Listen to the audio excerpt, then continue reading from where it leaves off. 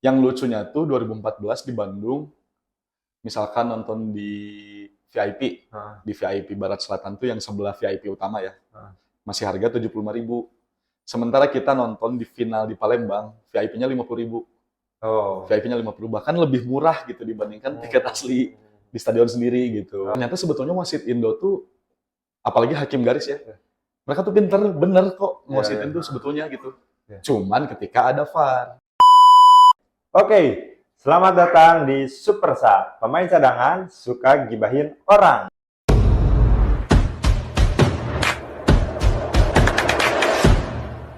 Hari ini gua Abanda Herman dan Dan temen gua. gua Brima Pepito. Oke, hari ini kita mau bahas segala hal seputar sepak bola. Tapi sebelumnya kenalan nih sama nama aslinya tuh siapa? Rizky Ligina, Rizky Ligina. Rizky Ligina. Nah, Iya. Ligina ini punya sejarah nggak atau artinya tuh apa sih? Jadi waktu dulu bokap gua ke Jakarta tahun Oke. 95 di Liga 1 itu, waktu itu masih kita sebut Liga Dunhill. Liga Dunhill Persib lawan Petrokimia Gresik final. Terus bokap gue berangkat ke sono buat jualan merchandise Persib yang betul-betul unofficial ya, karena kan memang dari dulu belum ada juga. Hmm. Di situ laku, diborong sama orang Medan. Akhirnya bokap gue nonton, bawa duit banyak, balik ke Bandung, gue lahir. Jadi nama Rizky Ligina adalah Rezeki Liga Ada Indonesia. sejarahnya karena itu bertepatan sama Persib juara bukan? Persib juara tahun 95 di tanggal 31 Juli, tanggal 5 Agustus gue lahir. Oh, oke oke. Beda 5 hari. Nah, ngomongin soal Liga Indonesia, mending kita ngomongin ngebahas soal Liga 1 sekarang aja nih. Hmm. Menurut karena di Bandung ngomongnya orang mana aja ya? Oh boleh, bebas, bebas. Mengenai menurut eh, menurut mana kira-kira nih prospek Liga 1 saat ini dan kedepannya gambaran kira-kira Oke. gimana?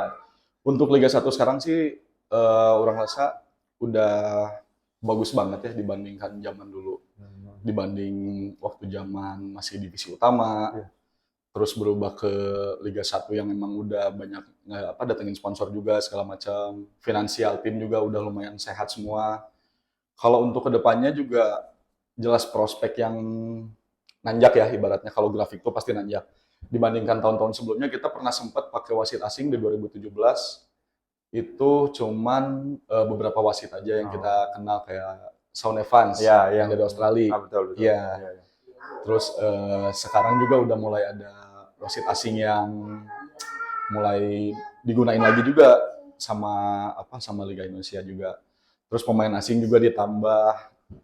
Sebetulnya untuk pemain-pemain lokal tuh nggak perlu khawatir untuk Ya, kehilangan ya. jam terbang, tapi ya memang harusnya pemain lokal pun udah harus bisa mengimbangi jam terbang pemain asing gitu. Level up ya. Level up Betul jelas. betul. Jangan harga pengen kayak pemain asing tapi kualitas tetap lokal gitu. Tapi kalau ngomongin animo dari penontonnya sendiri gimana Nah kira-kira? itu Cuman yang orang lihat sih selama ini kayak eh, fanatismenya tuh beda gitu ya sama yang zaman berkurang dulu kalau berkurang ngelihat berkurang zaman Liga Super ya kan. berkurang Liga Super Jauh jelas. gitu atau karena apa stadion zaman dulu tuh kapasitasnya lebih Masih sedikit atau kecil gitu gimana? ya. Kalau yang orang lihat sih, kalau misalkan sekarang untuk kapasitas penonton, memang stadion gede-gede jelas ya. Ya, Cuman mungkin balik lagi ke faktor ekonomi. oke. Karena sekarang sepak bola udah modern, klub juga udah modern, mungkin mulai bermain di ranah bisnis yang emang ya lu mau nonton enak ya harga juga harus sama mahal Oke, ya kayak benar-benar. gitu. Jadi yang udah gue lihat juga paling banyak tuh, kalau persentase paling banyak hasil dari semua match, Persija tuh tetap masih yang pegang paling banyak. Iya, ya, Dibandingkan Persib sekarang udah sedikit yang nonton, Persebaya juga sama, PSIS Semarang juga sama, apalagi Bali yang sempat emang full, ya. sekarang ya sepi lah. Nggak tahu, mereka katanya punya masalah juga kalau nggak salah. Itu karena sistem tiketingnya yang sulit. Kayak Persib kan contoh harus pakai aplikasi verifikasi Betul. yang kayak gitu. Nah itu di tim-tim lain kayak gitu juga nggak sih? Atau kayak gimana sih yang Yang orang pernah coba buat beli tiket di aplikasi lain tuh, ya mereka tuh connect sama platform juga kayak penjualan, sebut merek nggak apa-apa ya? nggak apa-apa? Kayak tiket.com, kayak gitulah, yang kayak gitu-gitu. Jadi lebih gampang sebetulnya untuk diakses. Jadi nggak perlu misalkan orang KTP Bandung, orang pengen nonton match Persija, kayaknya masih bisa deh. orang KTP Bandung mau nonton match yang lain kayaknya masih bisa. Karena kalau di Bandung tuh memang benar-benar dibatasi gitu. Oh, karena dia platform sendiri Platform sendiri tiketnya. kalau di Persib. Oh, kalau yang soal verifikasi itu gimana? Yang verifikasi pun sama. Kalau di Persib tuh yang jelas memang harus, Sulitnya di situ kan? iya, karena kan Oh. KTP dan data kita tuh emang harus pas, ibaratnya pas, nggak boleh ada yang miss atau apa, biar kita bisa beli tiket Persib juga gitu. Oh iya. Tapi kalau pembelian offline Pembelian offline di Persib misalkan, udah enggak kalau udah di enggak. Persib ya. Kalau di Persib udah enggak kalau pembelian offline. Cuman kalau di eh, tim-tim lain tuh masih lihat masih ada pembelian offline. Masih ada. Masih ada. Kayak misalkan tiket tiket offline dibuka jam segini di titik ini kayak gitu Oh. masih ada, masih ada. Tapi kebanyakan nih apa harga tiket di semua klub Liga 1 rata-rata tinggi nggak sih? Dibandingin zaman dulu ya, maksudnya ya. Kalau untuk dibanding zaman dulu jelas kenaikannya signifikan, kenaikan signifikan jelas. Lalu kalau misalkan untuk harga tiket paling mahal ya tetap di Bandung di mana-mana. Oh di Bandung. Tetap di Bandung di mana-mana dari dulu. Yang lucunya tuh 2014 di Bandung, misalkan nonton di VIP, Nah, di VIP Barat Selatan tuh yang sebelah VIP utama ya, nah. masih harga 75.000. Sementara kita nonton di final di Palembang, VIP-nya 50.000. Oh. VIP-nya 50, bahkan lebih murah gitu dibandingkan tiket asli di stadion sendiri gitu. Oh, iya. Kalau di Bandung paling mahal, cuman setelah ya riset juga pernah juga coba nih lihat tiket Persija berapa, tiket Bali United berapa, tiket ini berapa. Paling mahal tuh Bandung, Paling mahal. paling mahal Bandung. Oh, tapi ini nggak selaras sama Oh, pelayanan yang diberikan. Oh, belum. oh jauh, Jauh. jauh, jauh banget. Ya. Kalau untuk pelayanan nggak ada yang meningkat kayaknya. Cuman aja harga tiket makin mahal. Tapi saya jangan dibawa ke locker room ya.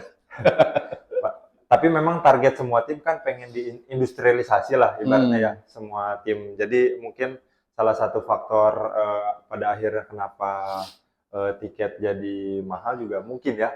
Salah satunya buat ngefilter penonton ya. Iya, Maksudnya iya supaya jelas. biasanya kan penonton kayak kelas menengah ke atas tuh lebih minim Iya, daripada iya anak jelas. yang kayak gitu. Jadi lebih ke arah sana kan.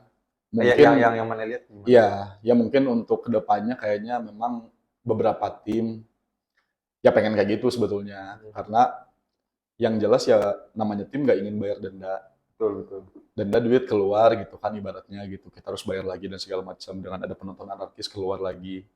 Ya mungkin beberapa tim pengen ganti segmentasinya Betul. Oke. dari supporter menjadi penonton. Sama lebih entertaining juga ya, jadi bisa ditonton sama Bebas, banyak kalangan iya lah, betul. kayak kemarin juga orang lihat pas ada Kawasaki Frontal main tuh di TikTok, emang semua kalangan gitu, Iya kan? orang-orang datang kayak piknik aja gitu. Ada yang makan gitu Iya, ya, makan terus nyantai bawa keluarga mau di tribun Hmm. manapun tuh kayaknya enak aja gitu. Memang tagline sepak bola untuk semua tuh belum cocok digunain di Indonesia ya. Belum cocok digunain di Indonesia. Karena yang jelas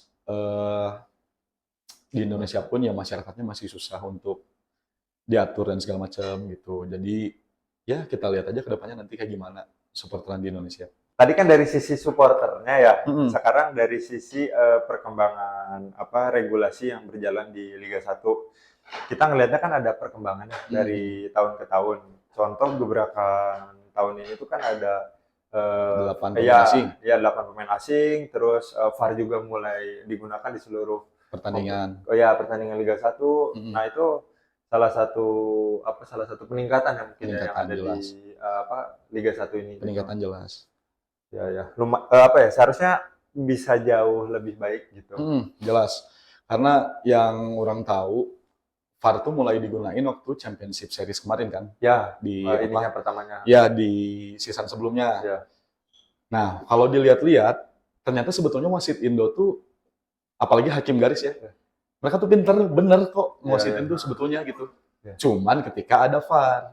Oh, oke. Bener tuh mereka ketika ada VAR. Tapi setelah kita tahu, ini nggak ada VAR dan segala macam, itu wasitnya emang ngaco. Main lagi. Pasti main. Mungkin ya memang namanya manusia gitu, pasti ada kekeliruan gitu dan segala macam. Cuman ketika udah ada VAR tuh memang membantu banget sebetulnya. Jadi nggak akan ada lagi yang gol-gol yang emang offside dianulir, ataupun misalkan handsball dan segala macam, itu ya emang udah pasti gitu. Ditambah lagi kan sekarang udah ada beberapa wasit asing yang memang setahu orang sekarang Liga 1 udah masuk pekan ke-8 ya, karena kan pekan 7 udah beres semua tuh.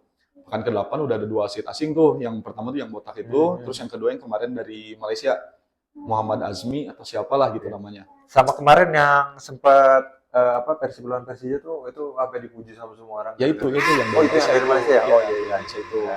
Yang emang keputusannya tuh benar-benar mutlak dan dia bodo amat dengan riuhan penonton segala macam, tekanan segala macam, mereka tetap teguh pendiriannya. Tapi gitu. apresiasinya luar biasa sih Iya, kemarin jelas. pas Persib, maksudnya baru kali ini gitu ngelihat bahwa wasit yang dipimpin tuh dapat kredit poin plus lah di pertandingan besar. Poin plus gitu kan jelas. Ya karena gimana ya, kalau pertandingan Liga 1 tuh yang jelas tensi udah pasti tinggi. Tensi udah pasti tinggi. Terus apalagi yang kita tahu Liga 1 tuh kalau orang-orang yang broadcast tuh super big match hampir semua match di Indonesia tuh super big match gitu. Jadi apapun matchnya super big match, mau ini lawan ini pasti super big match gitu. Dan emang buat orang sendiri yang nonton Liga 1 tuh ya emang rame gitu. Derby Indonesia, padahal semua tim derby Indonesia. Semua tim derby gitu. Tapi dengan adanya VAR ini yang mana lihat biasa kan pemain tuh kalau misalkan protes suka sampai berlebihan gitu. Iya. Ngelihatnya udah terminimalisir belum sih? Jelas. Kejadian seperti iya, jelas. Jadi kayak kemarin di kejadian Persija ya. Mark Klok nendang Gajos. Ya. Buat orang yang nonton di stadion, apaan nggak kelihatan, nggak jelas.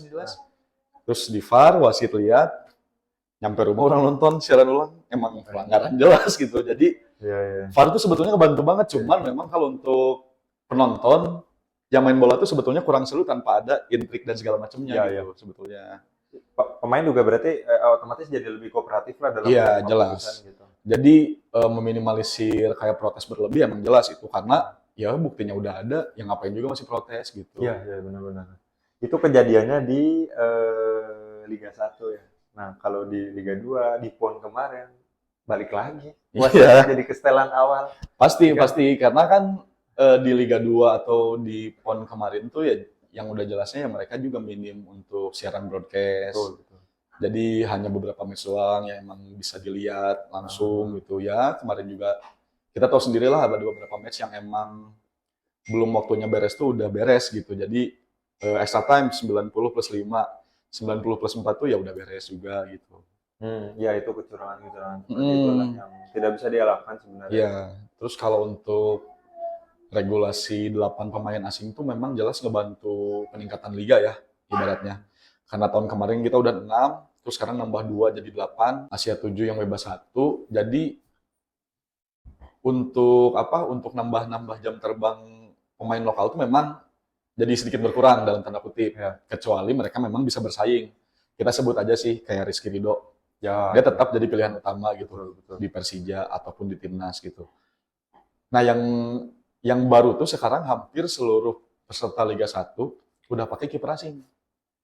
Nah, hampir semua itu kenapa sih? Karena faktor kiper Indonesia yang kurang bisa bersaing atau memainkan. Sekarang kan udah mulai pakai tipikal permainan yang di playing ball playing goalkeeper ya. Gitu. Jadi, semua pemain kiper Indonesia itu nggak bisa memainkan peran itu, jadi harus ngerekrut kiper asing atau memang gimana nih kira-kira? Kalau yang orang lihat sih ya, kalau misalkan kita compare ke luar, di luar kita udah tahu Manuel Neuer, dia udah bisa tuh diajak main. Jadi kan sekarang tuh memang di sepak bola modern tuh menurut orang kiper pun harus diajak main gitu. Jadi nggak hanya untuk udah aja nunggu di gawang dan segala macam. Jadi memang ketika kiper tuh sekarang udah jadi libero. Kita lihatlah kayak di Persib Kevin Mendoza dia udah jelas distribusi kiri kanan kakinya jalan gitu. Terus lihat juga di yang lain kayak Maringga di Bali gitu kan udah oke juga. Terus sekarang Lucas Friger yang pindah ke Arema dari Madura juga yang masih oke gitu. Yang emang jelas yang masih pakai kiper lokal tuh berarti Persebaya kalau nggak salah tuh Persebaya, PSIS, Adi Satrio. Sisanya hampir semua lah 70% lah kita bilang. Biak asing. Biak John Pigai. John Pigai dia kiper PON 2020. Dia Belum sempat pernah cetak main. gol Oh, lawan NTT kalau nggak salah. sama yang kipernya pernah main di Persib. Mario Londok. Mario Londo. Iya. Oh, dia bukan inti sekarang. Dia Liga 2-nya kemarin inti, sempat nahan apa yang viralnya tuh, Ya, penalti ya. nahan penalti dari Persewar tuh, Boas Ah, sama satu lagi siapa. ah, Terus dia bisa bawa Biak ke Liga 1. Match pertama kalau nggak salah masih Mario Londok. Match Masih pertama kedua. yang Tahir masuk terus blunder. Iya. Itu match pertama ya? Enggak, itu waktu di Bali ya kalau nggak salah. Dia mereka home base-nya di Bali kan untuk Iya, di sekarang. Bali. Kalau nggak salah itu kipernya John Pigai. Oh, udah jam 3 ya. Iya, John Pigai. Badannya kecil tapi jago, Iya, jago. iya. Dia Oh, sempat golin juga yang apa di PON 2020 tuh bareng Ricky Cawor. bareng kita bawa. Iya, dia golin tendangan bebas lawan NTT. Hmm. Tendangan bebas dia golin. Jadi masih ya untuk posisi kiper sebetulnya dengan diisi pemain asing itu justru jadi lebih rame sebetulnya. Kompetitif jelas. Tapi kalau buat naikin ranking liga ya, ranking liga di Asia sendiri, mana tahu nggak sih apa aja indikatornya gitu? Perasaan dari dulu tuh kayak susah banget naiknya. Ya indikator untuk naikin liganya. Ah, Setahu orang sih dari timnas. oh, timnas, iya, jadi bukan dari ranking regulasi timnas. liga apa liganya gitu. Karena kalau nggak salah dulu maksudnya, tapi orang nggak tahu ya, koreksi aja kalau salah. Kalau nggak salah dulu tuh misalkan si ranking FIFA PSS itu udah agak atas. Nah, kita tuh ya masih bisa buat main langsung di Liga Champions Asia tuh. Ya dulu Kayak zamannya Liga Super ya. Ya, zaman Liga Super, Persib. Persipura dan segala macam gitu. Cuman nggak tahu juga nih sebetulnya naikin indikatornya dari mana. Karena waktu 2014 nih, Persib tuh sempat kualifikasi juga kan lawan Hanoi. Heeh. Hanoi kalah dia, jadi dia nggak main di Liga Champions Asia-nya, dia main di AFC juga Liga malam sama, Jumat lah. ya di Europa League-nya lah gitu Hmm. ibaratnya, dia main di Liga Malam Jumatnya. Nah untuk sekarang tuh sebetulnya udah mulai naik, nggak tahu dari mana sebetulnya indikatornya, kayak Persib udah langsung bisa main di AFC tanpa kualifikasi dan segala macam gitu kan. Ya. Kalau dulu kan kita memang harus, oh iya nih kita punya 3 tim, yang satu standby, peringkat ketiga dong, yang satu standby. Kalau sekarang Madura main gak sih? Madura tuh ternyata main di ACL 3, dia di bawah Champions League, ACL 2. Ya, Nah, sekarang ACL Conference 3. League-nya lah Ya, di Conference Eropa. League-nya kalau di Eropa. Dia Heeh. segrup tuh sama Mongolia, sama Kamboja, dan sistemnya round robin. Jadi Ah. tiap tim tuh cuma bisa main 2 kali karena satu grupnya ada 3. Nah, sekarang tuh nanti Madura tuh tandang ke Mongolia dulu kalau nggak salah. Kalau lihat di jadwal ya. Berarti jatah Indonesia buat di kompetisi Asia itu satu di ACL 2, Iya. satu di ACL 3, dan Iya, itu yang lolos otomatis. lolos otomatis. Oke, terakhir deh ini. Kira-kira nih dari sisi regulasi dan juga kualitas dari pemain lokalnya sendiri, apa sih yang perlu ditingkatin? Kalau menurut mana? Sebetulnya kalau menurut orang kalau untuk regulasi udah oke banget ya, oke banget dengan 8 pemain asing itu bikin liga kita juga jelas makin rame, makin meningkat juga animo buat nontonnya tuh sebetulnya harusnya meningkat ya karena Ya, oh ini ada pemain asing baru nih siapa, bagus nih kayak ya. orang nonton orang nonton kalau PSM main tuh orang udah lihat oh ini Victor Luis tuh dia bagus gitu, dia wingback dan jarang juga gitu kan maksudnya sebuah tim ngambil posisi wingback buat asing gitu kan, dia bagus banget dan segala macam. Terus dengan adanya wasit asing dan tentunya VAR juga yang emang ngebantu kinerja wasit juga gitu untuk terus fair play juga gitu ya dalam memimpin pertandingan. Menurut orang regulasinya udah top banget. Jadi semoga aja gitu ya ini berjalan tetap lancar, tetap nggak ada lagi tuh yang dirubah. Misalkan tahun depan VAR dihapuskan atau apa dengan alasan nggak ada dana, nggak mungkin deh kayaknya gitu kan.